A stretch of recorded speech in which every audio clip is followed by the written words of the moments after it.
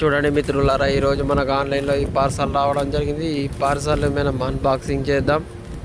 ఇది Amazon.inలో ఆర్డర్ చేశాను. ఈరోజు మనకు డెలివరీ బాయ్ తీసుకురావడం జరిగింది. దీన్ని మనం ఇప్పుడు అన్బాక్సింగ్ చేస్తున్నాం మిత్రులారా.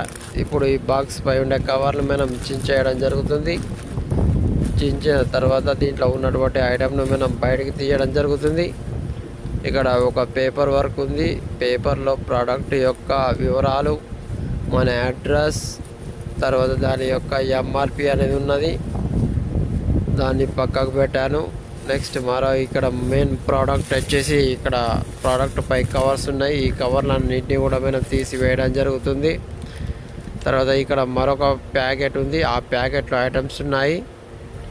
ఈ ప్యాకెట్ని 3 కూడా మనం చించి వేద్దాం మిత్రులారా. ఇది ప్లాస్టిక్ కవర్, చాలా మందంగా ఉంది, చించడానికి వీలవుతలేదు, చాలా స్ట్రాంగ్గా ఉంది. అయినప్పటికీ దీన్ని చించడానికి ప్రయత్నిస్తున్నా. చూడండి మిత్రులారా, ఈ కవర్ను మనం ఇప్పుడు చించడం జరుగుతుంది. చూడండి మిత్రులారా, ఇప్పుడు ఈ కవర్ను మనం చించి వేసినాం. దీంట్లో ఉన్న ఐటమ్ వచ్చేసి ఇక్కడ ఆరెంజ్ కలర్ లేదా నారింజ రంగులో ఉన్నవి 5 ఉన్నాయి. వీటిని ఫ్యూజులు అంటాము. 40 అనే నంబర్ ఉంది, అంటే 40 ఆంపియర్ల ఫ్యూజులు అన్నట్లు.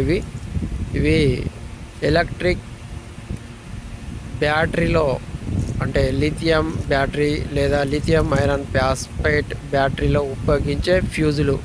మనం ఇళ్ళలో కరెంటుకి ఏ విధంగా ఫ్యూజులు ఉపయోగిస్తామో ఈ ఫ్యూజులు వచ్చేసి ఎలక్ట్రిక్ బ్యాటరీ, ఎలక్ట్రిక్ స్కూటీ లేదా ఎలక్ట్రిక్ బైక్లో ఉండే బ్యాటరీలో ఉండే ఫ్యూజులు. Please like, share and subscribe.